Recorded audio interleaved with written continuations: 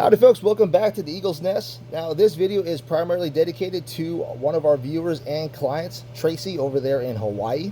He is patiently awaiting one of the Genesis actions that swapped over from a RimX. So he ended up buying a bunch of RimX mags, and he had a concern that the RimX mag, if it works with our action. So I'm happy to showcase that today in this video, but also showcase how our action performs, what our magazine buffers do that are patent with our system, and how a control round feeding action should function. I should be able to demonstrate how these actions should function picking up a round from one of these AICS pattern mags, even without a barrel, getting into the extractor systems. And I'm going to have a separate video basically showcasing the reliability and what you guys could do to help improve your reliability in your 22 rimfire system, and some of the flaws out there with other systems, why they're having issues. But that'll be a separate video. That'll be a pretty lengthy one, but this one just is going to showcase basically how the RimX mag works and how our buffer system incorporates the RimX mag. So with that said, the RimX mag is a little bit different. As you guys can see, they're a lot larger. The neck diameter or neck length is a lot larger in comparison to the other AICS pattern mags.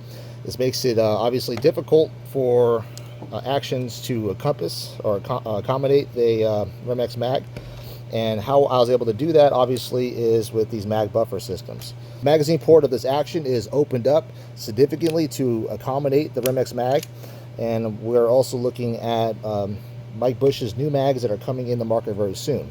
But how this works is the RimX mag has its own mag buffer system, but it also has its own ejector. So this is a 3D printed ejector for now. I'm kind of rapid prototyping this. These will be made out of S7 tool steel, and then they're pinned in place with an 1/8 inch steel pin. It does allow this thing to rock back and forth, and that's to allow a little bit of play, so when your bore guide's in there, your cleaning rod will ride over the extractor and not gouge your cleaning rod.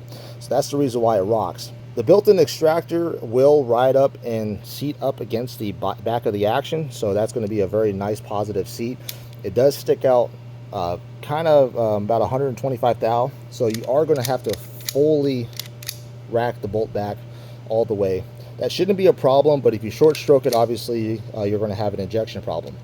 But what this allows you to do is, you can see that this magazine is loaded up with 17 HMR.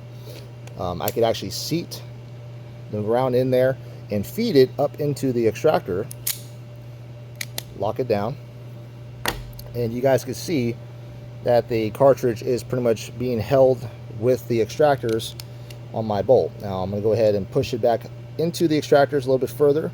The chamber will aid in doing that, and you can see that with the extractor, the ejector built into the magazine buffer, it will go ahead and spit that round out, even though this thing is plastic.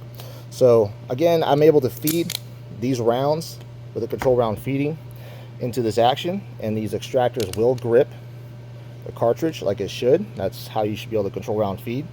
And the ejector built into the magazine buffer obviously works pretty damn good. Let me go ahead and feed another one, and I'm just going to rack it back as normal, and you can see how that ejects. So that's how the magazine buffer works, and you can see that it works very well with the RimX mag. And this is going to allow the 22 WSM and 17 HMR cartridge to function with our action as well. So let me showcase how the control round feeding should work. I'm going to demonstrate that with this action here. I'm going to go ahead and mount this into a chassis and start feeding it with a Voodoo mag.